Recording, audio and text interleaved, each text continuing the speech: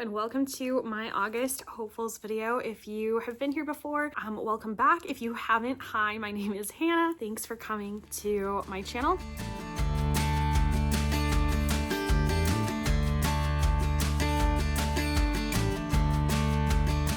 Usually when I do these videos, basically what we start with is just going through everything that I'm already planning on reading, and then I fill in the gaps with some random number generator spins. So August is an extremely arc heavy month for me. I've fallen a little bit behind on my arcs, and September is a huge month for publishing. So I just have a lot of different arcs that I need to get through. So I'm going to talk about all of them, and then once we get through all of those, and then the 3 books that I'm already planning on reading in August, I'll have 11 books. So I'll probably only be adding about 4 more on, because there's also a high chance that some of my reads from July will roll over. So let's jump into it. We'll do all of the arcs first. I'll just start popping them up here. I don't usually know a lot about these. I kind of go vibes only when I'm requesting arcs. If it's an author I like, if it's a title I like, if it's a cover I like, if it's a genre I like, pretty much that's what does it for me, or some combination of those 4 things. First, we've got A Land So Wide by Erin A. Craig. This is out on September 9th. I've got Spellcaster by Jamin Eve. This is out on September 23rd.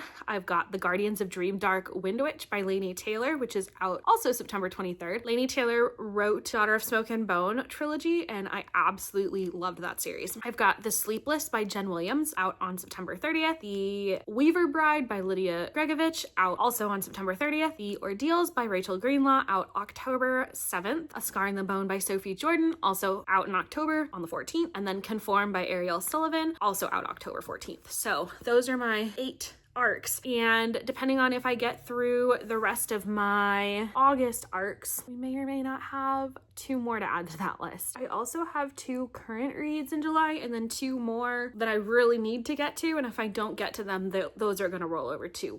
It's called A Dawn of Gods, and I just had it in front of me too. It's by K.A. Tucker. It's the 4th book in the Fates and Furies series. No, Fates and Flame? I don't remember what the series name is. You would think that I hadn't read 3 books by it already. A Dawn of Gods and Fury.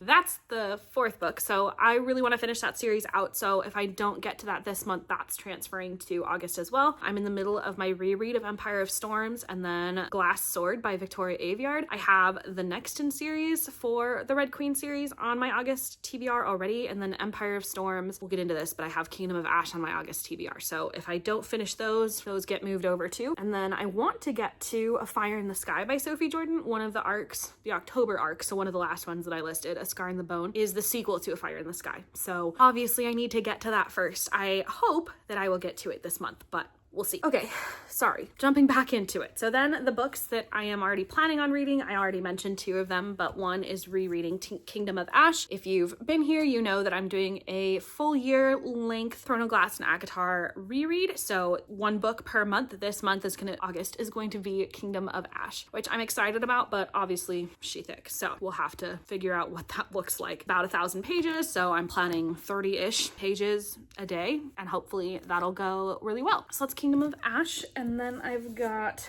King's Cage. This is the 3rd in the Red Queen series. I'm reading Glass Sword, which is number 2 right now, and so that'll be on there. And then we've got Life's Too Short by Abby Jimenez. I read the Happy Ever After playlist in July, so I'm picking this one up in August, and then hopefully I'll get to Say You'll Remember Me in September. Now that those are all out of the way, we're gonna do some number generator spins. So I have actually managed to lower my TBR a little bit. Usually, I think last month I had 714 books on here. This month I only have 705, so that is called progress. We're gonna go ahead and spin this, and then I'll show you what number I get so you know I'm not fibbing. The only real rules are that if it's somewhere in the middle of a series, I'm allowed to take the first one in the series. We got 253 for our first pick. So I've got all of my library books numbered. It's alphabetical order by author's last name. So number 253 is Golden Girl by Ellen Hilderbrand. I always get confused with hers because I never know what's part of a series and what isn't. I'm sure I could start anywhere, but I don't really want to. I just said so you know that I don't cheat, but we're gonna scrap that and go again. Not looking for an Ellen Hilderbrand book right now because I don't own all of them and I want to read them in order. Next number was 631, so let's go check that out. See if the luck is a little bit better. 631 is A Sky Beyond the Storm, which is in a series. That series is An Ember in the Ashes, and I have book number 1 right here. I still have the old covers.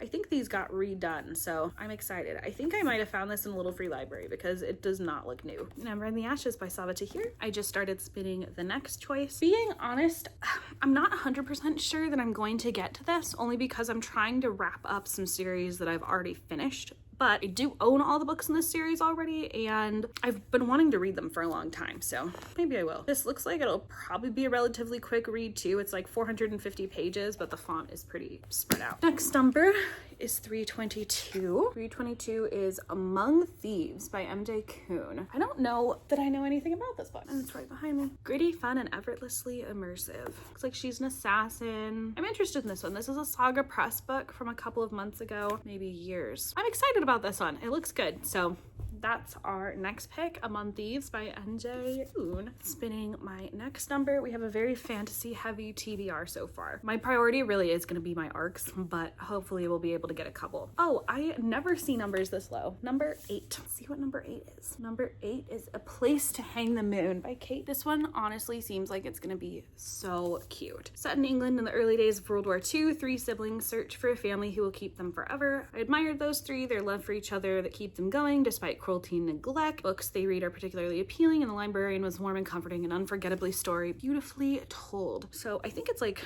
technically a middle grade book. My grandmother gave this to me. It seems like it'll be a pretty speedy read too. It's about 300 pages, but like middle grade 300 pages. So I'm excited about that one. That's been on my TBR for quite some time. And this will actually be our last spin. I'm not trying to overload myself, especially when, like I said, it's highly likely that a couple books will roll over. So it's 361. I think this is close to another one of our picks. Oh, okay, is Dragon Fruit by Makia Lucy. This is an old Book of the Month book. I've been trying to be good about reading my Book of the Month books. This is from April of 2024. I'm excited. I think this is like pirates. There's this like cutie little fruit bat on the cover. When her father steals a sea dragon egg, she's forced into a life of exile. There's a prince. He's got to marry or find a cure, and I think dragon fruit is the cure. So I'm excited about this one, actually, like really excited. So this might be my favorite pick that we pulled. That's Dragon Fruit by Makia Lucy. That does it